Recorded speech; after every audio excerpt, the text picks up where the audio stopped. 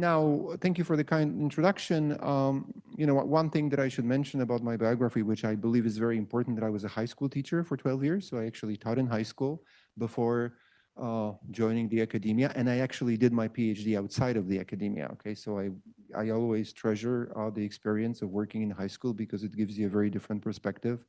Like you meet real students and you basically can evaluate later. You can just think about it and evaluate whatever you propose as a researcher, to what extent it is doable or practicable in a specific context. Today, I will be talking about quasi-experimental research and individual differences. And actually, I picked this topic for the reason that I recently contributed a chapter to an edited collection by Professor Rogers and Professor Sato. And the book will be coming out, I think, in a couple of months, in the second half of this year. So I just felt it was fitting to talk about this chapter coming here, because I know that John Rogers works here. He's not here right now, but I just figured, why not? I can talk about this chapter a little bit. So this is like the main focus of my talk. And let me run you through the outline of the presentation. I'll just say a few words about individual differences in second language learning and teaching. Of course, we have an expert here, Professor Lee, but hopefully I won't say anything that he doesn't like in particular. But just a few comments about individual differences and evolution of this kind of research. And then I'll move on to quasi-experimental research, and I will talk about basically two types of studies which are intervention based and which focus on individual differences, or involve individual differences, I should say. I'll talk about selection, conceptualization, and data collection. I will talk about research design, training and monitoring, administrative and ethical issues. If I have enough time, I will show you an outline of a study that we conducted recently, just to exemplify some of the issues that I will bring up in this talk. And I'll finish with some guidelines for this kind of research, for conducting this kind of research. Now, so of course, individual differences, I have a definition here, but that's not the most important thing. But typically, when you're a teacher, when I talk to teachers in workshops and when I meet them, most teachers associate individual differences with proficiency or attainment. Okay, this is the most visible thing that you see when you enter into the classroom. And I've done some research in which I asked teachers about individual differences. So it's not so easy for teachers to actually identify real individual differences very often. They might mention learning styles, learning strategies, personality, but it's very superficial very often. I mean, of course, they did get the training, but the training might have differed in different universities, and also this was a while ago. So for many teachers, like the most visible thing, something that is visible to the naked eye, kind of, or the naked ear, if you wish, are differences in proficiency. But obviously, there are many, many individual differences which affect the process and product of second language learning. When I say the process, I mean what happens in the classroom or how students respond to different instructional practices, and also the product in terms of, and I mean here, learning outcomes, however they might be defined or operationalized.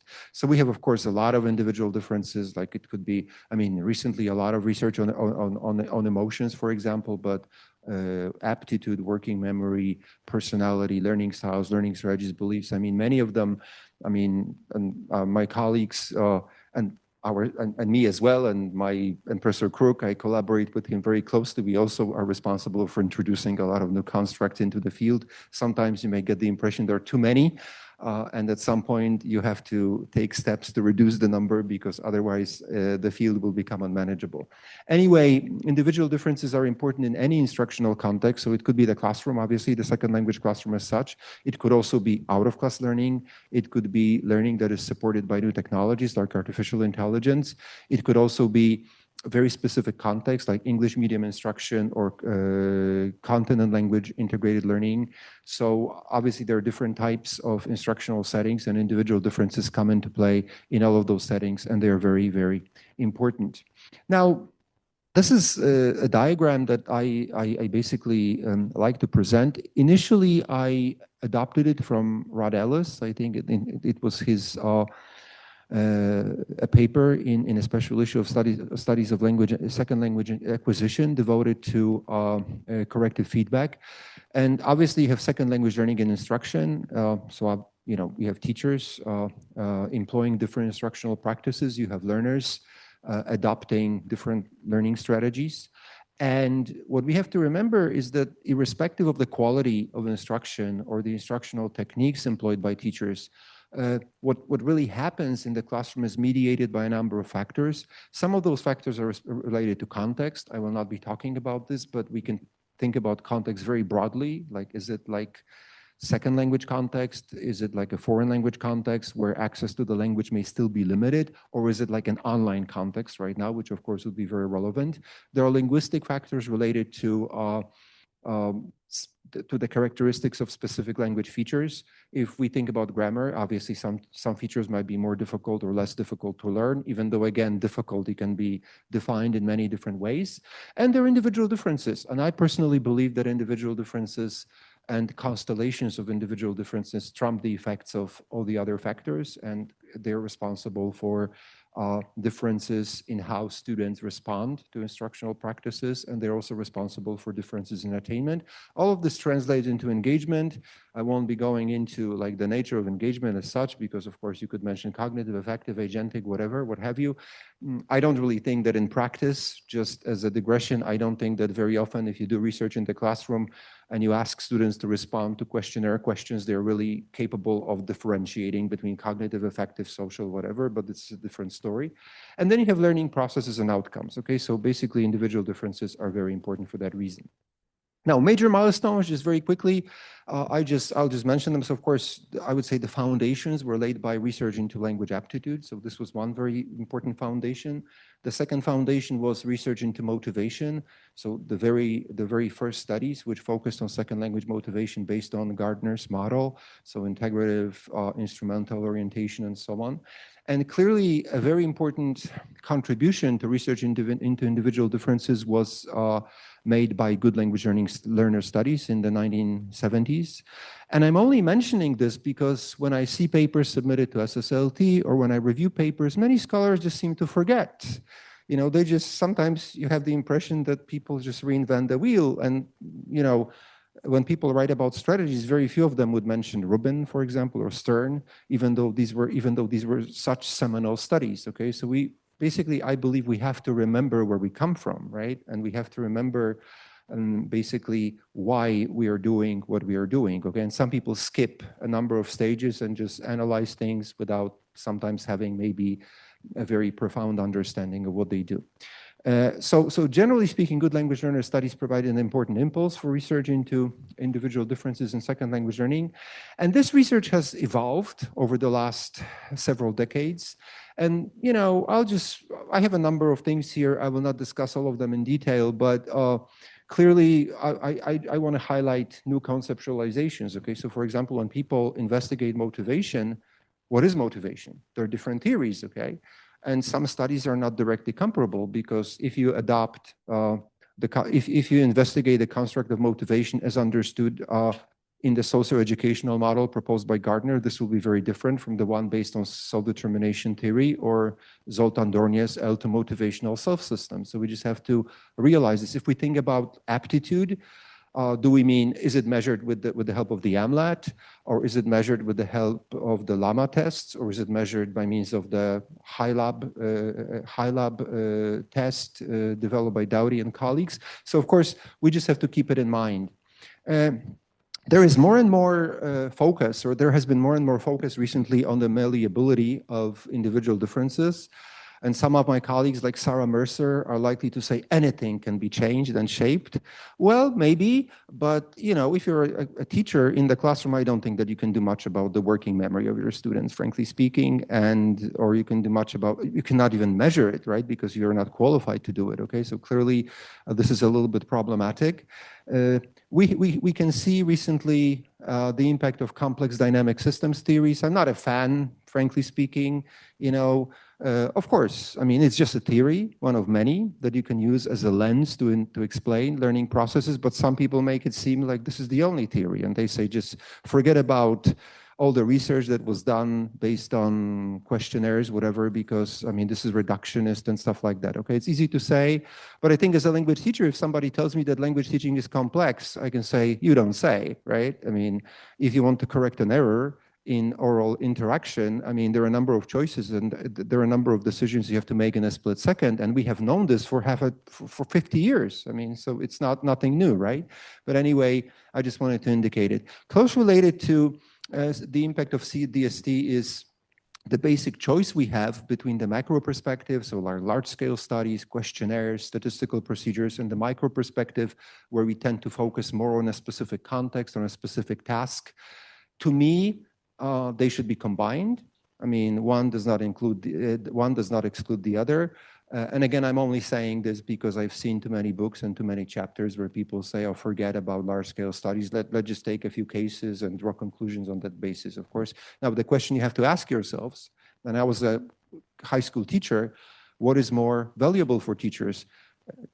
Let's say you have like 500 students in school and you have information about some patterns of strategy use among those students, or is it more valuable to know about 5 students in one class, even though you get like more in-depth insights into their strategy use? Okay, so it's something that we have to understand, that there are different types, there are different ways of doing research, and all of them can make a contribution to what we know.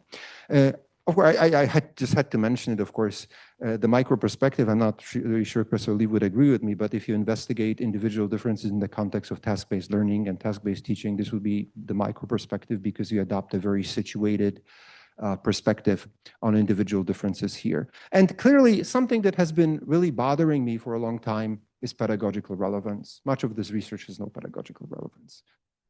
Some of this research has no pedagogical relevance because by definition, it's very difficult to apply the insights pedagogically, like working memory, I think, even though I did some research on working memory myself. In other cases, like strategies, it has a lot of pedagogical relevance, but we don't really do much to convey what we know about strategies to teachers, okay? There is a conference situating strategy use this year. It will be happening in Greece. It happens every 2 years, and whenever it takes place, people say, oh my, yeah, we should bring all of this closer to teachers, and this has not really happened, okay, which is so sad, right? And I think it's our responsibility as applied linguists to actually do something about it, but not much has been happening. All right, and of course, new constructs, I just need to mention it, so I already mentioned, like grit or emotions. I mean, there is a lot of research going on here. Now, if you look at research into individual differences, much of it or most of it is descriptive or correlational. When I say correlational, of course, I include when I use the word correlational, I include much more complex statistical procedures, including structural equation modeling and so on. You know, so the kind of research where you have like questionnaires, you investigate patterns or dependencies and so on, right? Typically, those studies try to shed light on how these individual differences are related to each other variables, or attainment. So right now you get so many studies, questionnaire-based studies, where people try to relate things to each other very often. And again, I can say this as a reviewer, as a journal editor, people sometimes put things together without really understanding why they are put together, okay, without a clear rationale, okay?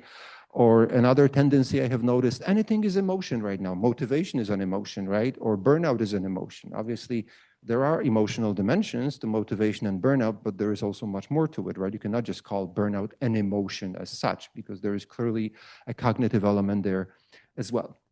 And for this reason, I believe, and this is here I'm kind of turning to the main focus of this talk, we should, I believe very strongly that practitioners are likely to benefit more from intervention-based studies. So the kind of studies which basically show you whether something can be done about individual differences, okay? Or whether some studies that show you to what extent individual differences can mediate or moderate instructional practices. And for the most part, this kind of research involves quasi-experimental research, and this is the main focus of this talk today. So this is that here we have the transition here. Now, so just to, of course, I assume that all of you are familiar with it, but just to highlight the most important points. When we talk about quasi-experimental research, we have some kind of instructional treatment, interventional program, and we examine the effects on learning outcomes. So this is the idea here. We try to investigate cause and effect relationships.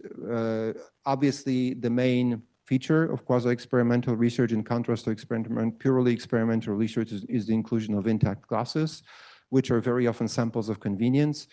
So I'm a big fan, actually, of doing classroom-based research, which involves intact classes, because I think it has a lot of ecological validity, which has always been very important to me.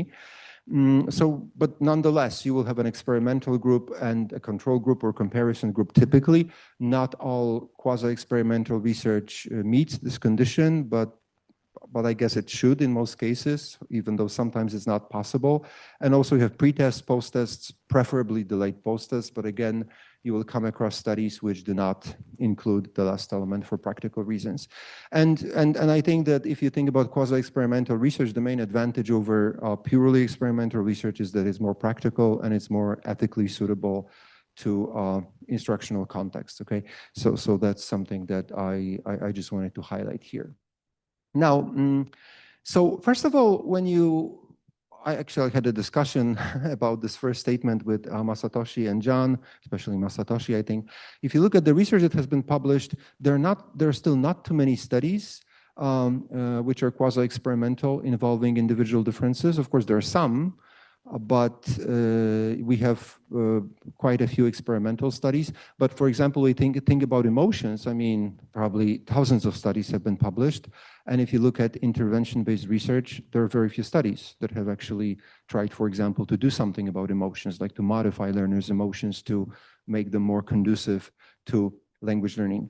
This can be involved with the challenges involved. And the challenges, you know, obviously, it's very difficult it's much easier to run a questionnaire study than to actually go into the real classroom, interact with teachers, interact with students, right?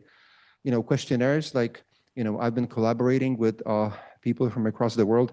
You know, questionnaires are relatively easy. In Poland, you can collect maybe a few hundred responses easily. In China, of course, that'll be a few thousand typically because of the number of potential participants, so it's much easier. Actually doing quasi-experimental research in the real classroom is much more challenging for a number of reasons. I think access would also be a problem in many countries. Like it definitely is in Poland right now, because, for example, if you want to do research, maybe not at the university level, because over at the university level, we can pretty much do whatever research we want. But if you want to do research at the secondary school level, there is like a gray area. We don't really have clear-cut regulations, so much depends on the school principal, okay, whether, you know, they will allow it or not allow it, what kind of permissions they will request, and so on. So this is kind of complicated here. Now, when it comes to true experiments, well, I would say that they lack ecological validity. They produce inflated gains and are difficult to replicate in the classroom. Now, if you look at studies of corrective feedback, for example, if you look at recasts, typically the studies that have been conducted under laboratory settings produce like much better outcomes than studies that have been conducted in the classroom, for the very simple reason that if you conduct a study in a laboratory setting, students expect that they will be corrected, so they pay more attention to correction. If it's a real classroom, there are so many things that the teacher and the students have to focus on that obviously you can expect much less attention, you can expect much less noticing of the feedback that is being provided. Now, these concerns are particularly acute with IDs. Part of the reason is that they may be domain-specific, they're contextual influences. Some of them, if not all of them, some of them are subject to temporal change, and they're malleable. Now, two types of studies I would like to talk about that I kind of differentiated between two types of studies in the chapter. Type 1 are studies in which individual differences are mediators or motivators, so they're basically independent variables. So we have like instructional practices, like two ways of correcting errors, let's say recasts and prompts, or deductive grammar teaching, inductive grammar teaching, and then you try to see whether a specific individual difference variable, like working memory or beliefs or motivation or a specific emotion, mediates the effects of this intervention. And you can have studies, and I highlighted this type of studies because I will be talking more about them, in which a specific individual difference variable in itself is the focus of the intervention. So we want to manipulate a specific individual difference variable. Like, for example, we might use strategies-based instruction to bring about more effective use of language learning strategies. Okay, so this is the idea here. The study by Al-Rabai that I mentioned here, because the chapter actually has two examples of studies. This was the setup. So the study by Al-Rabai focused on anxiety. And also, this is kind of funny, and I don't think that I highlight this well enough in the chapter, but I was giving a similar talk in Shanghai a few weeks ago, and somebody asked me about a study. Of course, in some studies, you can do both things, okay? As you will see in the example that I will show you, hopefully, a little bit later, because you might have like an intervention-based study of type 2, but you can also look at the mediating effect of other variables. Okay, so for example, you can have motivational strategies. You might wish to change motivation, but you might, for example, look at the mediating effects of beliefs or emotions in this respect. Okay, so there is a possibility here as well for those studies to become a little bit more complex. Now, moving on to specific issues related to those studies. So the selection of IDs can be theoretically driven, and this has mostly been the case in type 1 studies. So I think that very often when you have studies of working memory or language aptitude as mediators, it's more theoretically driven, and you try to, not always, but in many cases, that's what you try to do. I have an example of Kang 2023, who examined the influence of working memory and vocabulary size on the effects of model text and argumentative writing.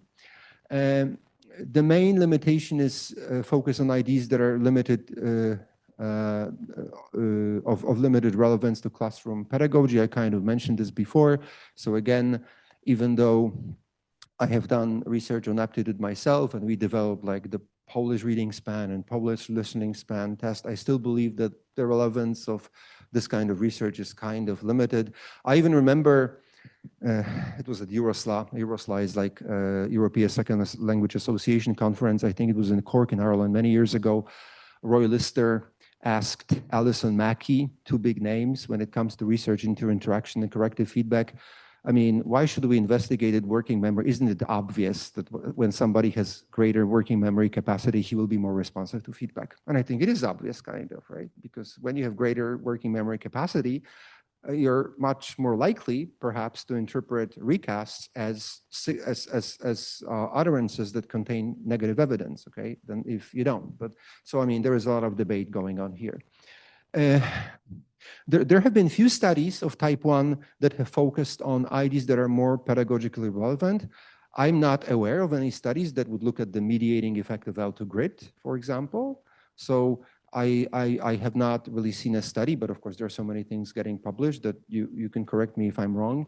But at the time of writing the chapter, like I have not seen a study in which like the effects of instructional practices would be investigated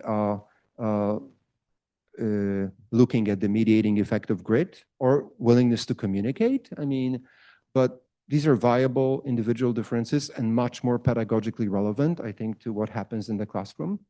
Now, selection of IDs can be pedagogically driven, and I think it's more likely to happen in type 2 studies. So type 2 studies, just to remind you, focus on a specific individual difference variable, and they are intended to bring about changes in this variable. For obvious reasons, we focus on individual differences that are more amenable to intervention, right? So I think that if you want to do a study in which you want to manipulate, not a very nice word to use, but if you want to manipulate a specific ID variable, I mean, you're much more likely to choose the variable that you believe is likely to change as a result of the intervention. And just an example here is Ten and Zhang 2020, and they investigate the effects of 5 months self-regulated learning strategy-based instruction in second language writing. And another example is Tavakoli and Zarina Bari, who focused on willingness to communicate, and they manipulated willingness to communicate. They tried to increase or enhance learners' willingness to communicate. Now, a critical issue that I want to highlight here, and I kind of mentioned before, is conceptualization of individual difference variables. As I said, I mean, how you conceptualize a specific construct will affect the way in which you investigate it, but also your outcomes. So again, returning to motivation, it can be operationalized, for example, in terms of Gardner's socio-educational model, or it can be operationalized in terms of L2 motivational self-system, for example. And this will have very different ramifications for what you do. Because based on the conceptualization, you will have to choose the data collection tools, for example, which are compatible with the way you operationalize a specific concept. Just to give you some examples, aptitude as a mediator can be tapped through the AMLET, for example, or the LAMA test, like different types of LAMA tests, Mirosław tests. Language learning strategies, if they're instructional targets, they can be tapped into by means of the strategy inventory for language learning, which has been criticized on a number of counts. But also, you can look at very specific, domain-specific language learning strategies, like grammar learning strategies. And then you could maybe use my tool, the Grammar Learning Strategy Inventory, to tap into the use of grammar learning strategies, because obviously the SIL will not provide reliable information about grammar learning strategies because it was not constructed for this purpose, even though some people use it for this purpose, right? But obviously, it does not reflect the complex processes which underlie grammar learning. Now, when subscales are included in such instruments, this becomes a confounding factor, because clearly when you have a number of subscales, there is a key question, what exactly you should focus on. Like, for example, the Grammar Learning Strategy Inventory has 4 main categories of strategies, and then it is subdivided. So always when you have an intervention-based study, you have to ask yourselves what exactly you want to focus on, what the intervention is supposed to focus on. Can it focus on everything? Or should it be confined to specific types of strategies, maybe because they're important for a specific group of students that you're investigating? I would say, and this is what I repeat to my students typically, that if you do this kind of study, it's better to use a tried and tested tool, which sometimes need to be translated and retranslated. I know that some reviewers have this kind of expectation, but I don't really think that you can validate that you can run a validation study with 1,000 students only to use a questionnaire in an intervention-based study. I don't think that this is a realistic ask very often. Okay, so we have to be more realistic here. And I also feel something that is very often overlooked, but I think that if you look at changes in a specific individual difference variable, yes, you can use questionnaires or tests if it's aptitude, but you can also use qualitative measures. So we could, for example, use interviews and see what kind of effect the intervention had. Because if you have a questionnaire, you cannot really follow up on what was effective, what was not effective. So I think that there are also other options that you can use, and I feel that qualitative measures of different type could be very useful here. Obviously, moving on to research design, obviously requirements for quasi-experimental studies apply here as well. So all the requirements that I mentioned a little bit earlier, like experimental comparison control, pretest, post-test, and so on, clearly groups must be comparable. This is critical. Comparable in terms of proficiency. I think it's pretty clear that even when you have in-tech classes, if one class is much better at the beginning in terms of their proficiency, the intervention might have very, very different effects. But also, if one group is much more motivated at the beginning, this might bring about very different effects, okay, or might affect the outcomes of the intervention. The treatment should reflect theoretical assumptions. So you should basically, when you implement the treatment, you have to make sure that you're actually targeting the right kind of thing in the right way. So this is important. What transpires in the experimental and comparison groups has to be in line with these assumptions. So you have to make sure that the intervention or the treatment has to be based on your initial assumptions, okay? So this is critical, because if this condition is not met, then obviously this will have consequences for the outcomes of the study. Dependent variables have to be tapped into in a valid and reliable manner. So obviously we have to have valid and reliable tools. And we also have to remember about the practice effect, okay? And this would be in particular applicable to type 1 studies, but also plays a part in type 2 studies. Clearly, one thing I need to highlight is that not all studies closely follow such guidelines because they prioritize practical concerns. So sometimes, if you're doing a study in a real school setting, you need to sacrifice academic rigor for the sake of practicality. And I have one example of Al-Rabai here, who didn't have a delayed post-test, for example, because it was not feasible. Because he had a study extending the entire semester, and there was simply no time to to conduct a delayed post-test, because this would have had to be done after the summer vacation, which could have had an effect on anxiety in this case, because he focused on anxiety in this study. Now, a few comments about research design with respect to type 1 and type 2 studies. So in type 1, as I've said, ID is a mediating or moderating variable. It is tapped into typically once.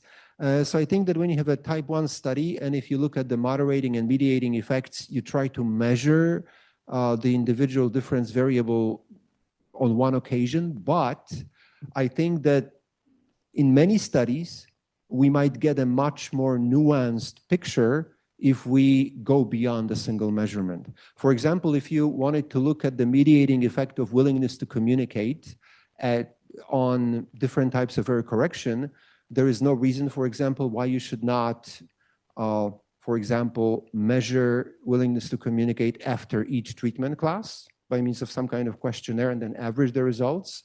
Or there is no reason why you should not measure willingness to communicate through experience sampling, asking students to indicate their level of willingness to communicate at specific points in time, okay? So I mean, there are not too many studies that have done this, but I believe that this might be very interesting, because when you ask students to fill out a questionnaire, very often the questions are viewed in a very general manner, okay? And very often they might be colored by what happened yesterday or the day before yesterday. So I believe that in such studies, it is very important. Of course, doesn't really apply to aptitude, right, or working memory, because this is not something that is likely to change, right, from one class to the next. But if you think about like willingness to communicate or emotions, for that matter, I believe that this becomes very relevant. When moving on to type 2 studies, here the ID is the instructional target. Typically, it is measured on a pre-test, post-test, and preferably a delayed post-test. We can also, on top of questionnaires, we can also use a number of other tools, like, for example, interviews. So you could have an interview on the pre-test and post-test just to gain some additional insights. You could have journals or diaries that students keep over the time of the intervention. You could even have class observations. Some of those studies, not all of those studies, might also have attainment measures, okay? So when you have research investigating changes in a specific individual difference variable, you will very often also be interested in whether those changes kind of spill over to attainment as well. So do they affect language development? After all, that's why we do research, okay? Language-related research should not just confine itself to investigating individual difference variables primarily without really looking at their effect on attainment or language development, right? Because clearly this is the domain of applied linguistics or linguistics. Right, we have to very carefully consider the nature and scope of the intervention, because I'll comment on this further a little bit more. And then, as I mentioned before, sometimes you might also look at the mediating effects of other individual differences. So let's say, again, you want to enhance willingness to communicate through some kind of intervention, but you might look at the student's motivation or beliefs or learning styles to see whether they mediate or moderate the effect of this intervention focusing on willingness to communicate. Now, a few words about the duration of instructional treatments. Clearly, longer treatments should be favored. Obviously, when the treatment is very short, its effects are likely to be less pronounced, but very often it is not so easy when it comes to the length of the treatment. It's not very easy to have a very long duration. But I'll come back to this issue a little bit later. Now, due to scheduling issues, it is often a formidable challenge to differentiate instruction experimental and control groups or comparison groups. So especially if you're doing quasi-experimental research, I mean, it's not easy, basically, not to do something in a different group for an extended period of time, right? Because clearly, you know, you have the schedule, you have the curriculum, and you have to kind of stick to it. Very often there are examinations coming up, and you have to take this into account as well. Now, the longer the intervention, the more likely the influence of some extraneous variables. So this is something that we have to take into account. And for this reason, when you look at type 1 studies, the interventions or treatments are typically short. Like I give an example here of Liang and Zhang. This was a paper published in Language Teaching Research. They compared input and output-based instruction in just 2 lessons, and they also looked at the mediating effect of working memory and aptitude. Frankly, I think that 2 lessons might be a little bit too short, but we have so many intervention-based studies that have very short duration of the intervention, of the treatment. But part of the reason is that if it were longer, obviously there would be a danger that students would learn on their own, or there would be some other variables affecting the results. In type 2 studies, the treatments are typically longer for the simple reason that to be able to bring about changes in a specific individual difference variable, you need time. You will not be able to change motivation in 2 lessons, okay? Or you will not be able to reduce boredom in 2 lessons. So such studies are typically much longer. And I just have an example here of Savdari 2021, and he delivered the vision enhancement program. Vision enhancement program is aligned with L2 motivational self-system, so basically motivation. And this was done for an entire semester, 11 weeks, okay? Because again, you cannot realistically expect motivation to change like with a wave of magic wand within a week, okay? I mean, you need a much longer period of time. And also, in this case, it's much less likely that some extraneous variables will affect the results of the intervention, okay? Because it's not like proficiency and so on. Training and monitoring. I personally think that this is particularly relevant in type 2 studies. Type 2 studies, again, these are the studies which focus on manipulating a specific ID variable. And it is so important because typically such studies or interventions in such studies are delivered by classroom teachers, okay? So teachers are involved and they need to be trained. They need to be told what to do. I mean, if you were to introduce a treatment in a group of people you have never seen before, and they have never seen you before, they would have had, that would have like a very negative effect on the results of the study. So we try to get the teachers involved. But the teachers are not linguists, they're not applied linguists, they're not researchers, so they need to be told what to do, and you need to make sure that they understand what they're supposed to do. So those teachers need to be familiar with the aims of the study and instructional paradigms. Sometimes when there is sufficient time, it's not always possible. A trial run might be recommended. Such training, by definition, is limited in time and scope. I mean, as researchers, we are very grateful to teachers that they wish to participate, and it's very unrealistic for us to say, oh, please, can you come in the evening and we'll have a training session for like 3 hours, okay? This is not something that can really realistically happen, okay? So you have to be very careful here. Of course, obviously, we can have additional materials that teachers are provided with, or some kind of guidelines or some kind of handbook, but what is the guarantee they will actually read it, okay? In my experience, I have run a number of intervention-based studies, and sometimes teachers just ignore it, okay?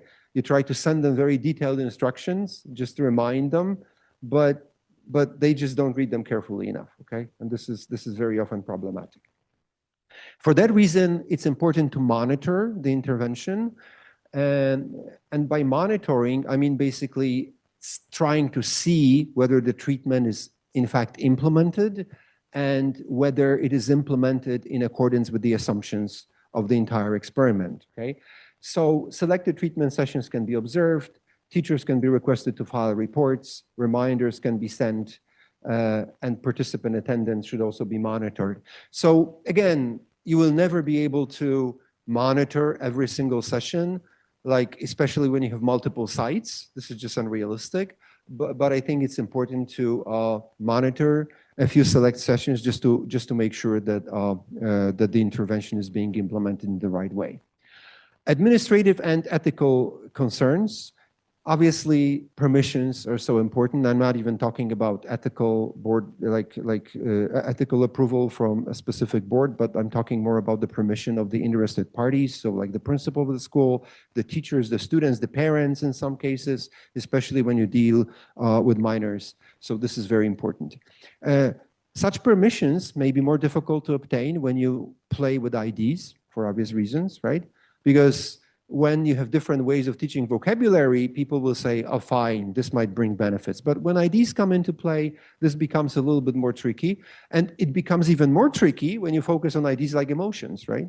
Because a lot of teachers, a lot of students might be kind of hesitant to have their emotions tampered with. Frankly, if somebody were to tell me to self-regulate my emotions in a specific way, I would not do it, because I would hate for people to try to interfere with my personal sphere. So this is very tricky, and this is something we have to keep in mind. Another extremely important issue is that whenever we conduct this kind of intervention, it interferes with regular second language instruction. And some teachers and some students may ask a viable question, why are we doing this? We want to focus on language learning. And they're right. In the study that we conducted, and I'll show you this study, like the outline of the study in just a little bit, we had an intervention lasting the entire semester. And, you know, both teachers and students became sick and tired of it. These were university students, okay? Because they said, why are we doing this, right? So this is something that you have to seriously consider.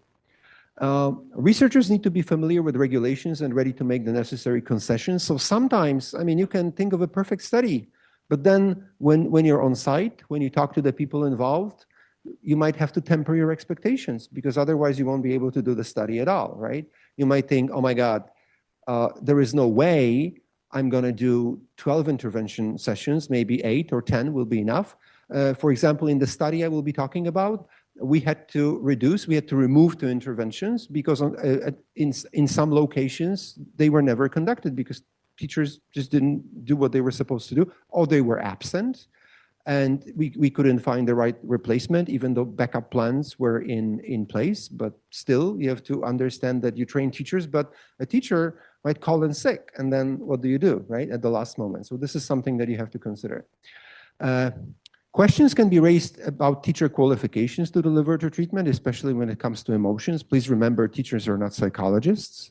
And also students might believe that teachers should not interfere with how they feel. There is the question of the relevance of the intervention to L2 instruction. A very important issue I would like to highlight here. If we want to behave ethically, if the intervention is effective, it should be introduced in the comparison group as well at some point. But very often researchers do the research and they disappear, and you don't really know what the teachers are doing. Do they do it? Do they not do it? Okay, so this is an ethical issue that is very difficult to take into account. In the study that I will be talking about, we were very happy because we had like an intervention lasting an entire semester, and some teachers, not all of them, but some teachers actually approached us the following year. These were our colleagues, and they said that they would like to do more of it in the next academic year because they thought it was effective, okay? So this is very comforting to the researcher, I think, to believe that to see that whatever you're doing might be of a little bit of relevance to teachers and learners as well. Yes, and this means, so obviously this means implementing the intervention among the comparison students as well. And I just wanted to, I will not be talking about this study in detail because there is no time for it, but I just presented this book to Professor Lee yesterday. This book was published by Springer this year, and this reports the results of a study in which we investigated the effects of an intervention targeting grammar learning strategies among English majors for an entire semester. And I just wanted to show you the outline of the study because I think it represents some of the issues I have been talking about today. Now, first of all, we had an experimental cohort and the control or comparison cohort. Each cohort comprised a number of groups because the study was done in multiple locations. So when the study was done in multiple locations, as you can imagine, this poses a number of problems. I'm just about to, I know, shall find that. This poses a number of problems that I have already mentioned. And now, so first we had questionnaires on some individual differences. So we manipulated grammar learning strategies. We had instruction targeting grammar learning strategies, but we also wanted to see the mediating effect of other individual differences, right? As you can see here. Then we had measures of explicit and automatized knowledge. So we also wanted to see the effect of the intervention on grammatical knowledge, and we wanted to look at explicit knowledge and automatized knowledge, or implicit knowledge, however you wish to define it. And we also had, of course, measures of grammar learning strategies and also autonomy in learning grammar. And we also had post-task questionnaires. Then we had 10 intervention sessions. Initially, we planned for 12, but again, as I said before, this proved to be unfeasible. Then we had a post-test, which basically was the same as, the same in form as the pretest. It differed, it was not exactly the same. And then we had a delayed post-test, basically. So as you can see, it's a very complex study. It spanned an entire semester. It looked at the effects of the intervention on the use of grammar learning strategies, in particular, grammar learning strategies that help learners kind of automatize their explicit knowledge. So to use grammar structures in communication, more or less, and also metacognitive strategies. We measured the use of strategies.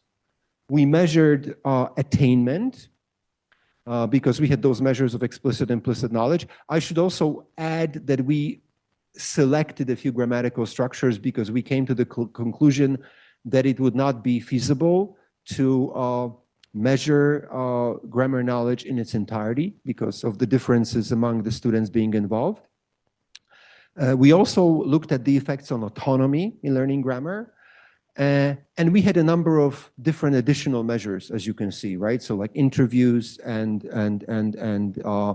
we also had learning journals. When the grammar instruction was in progress, we also had experience sampling. So we wanted students to indicate their engagement, to complete short narratives at the end of each session, just to gain insights into the effectiveness of the instruction. Now, some teachers are very happy, other students were not very happy. I can just tell you that some of the data were not very useful. In some cases, we had to discard part of the data because we knew that the treatment had not been implemented in the way it should have been. This was a highly complex study, and I have to tell you that I would never do such a complex study again. I feel that this was too complicated for a number of reasons. I'll be happy to answer your questions about this. Okay, I'll just skip it because it's an example of an intervention. And the final slide here, some guidelines for conducting quasi-experimental research with individual differences. So identifying the institutions and program types where the study will be conducted, deciding on the conceptualization of the ID. You have to be very aware of whether you want to look at a specific ID in a general manner or with respect to a specific target language subsystem or skill. So like, strategies in general, or grammar learning strategies, or vocabulary learning strategies. Or maybe, there are no studies like this, surprisingly, how about motivation for grammar learning? Because everybody has been investigating motivation on a very general level.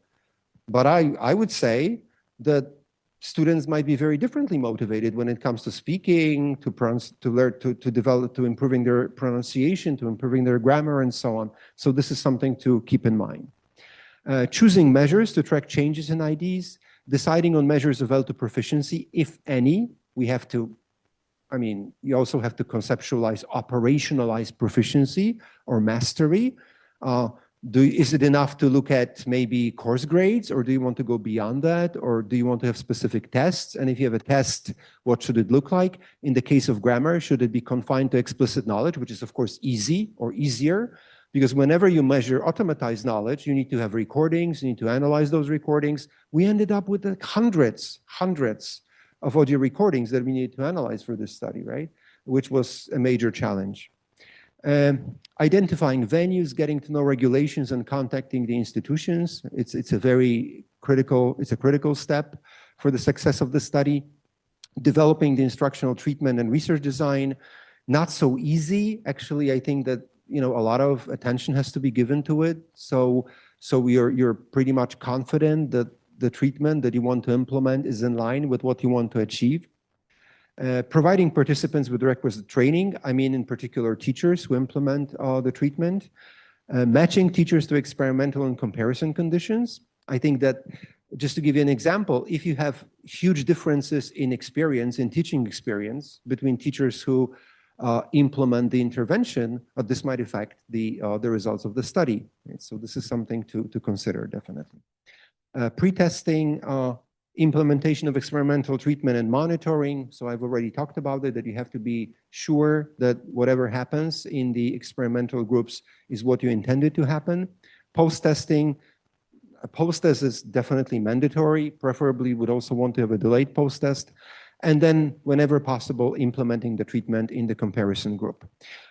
I just wanted to say, because this is the last slide, that doing this kind of research is really challenging, and I understand why many people prefer questionnaires. I've been doing a lot of questionnaire studies myself, but I also feel that this kind of research is the most rewarding, and this kind of research is the most relevant to teachers' concerns, and also it can bring extremely interesting insights into like the intervention, the constructs we investigated, and so on. So I would very much encourage you to follow up on this and to do this kind of research. I think a study, hopefully, is about to be accepted where we did an intervention focusing on boredom.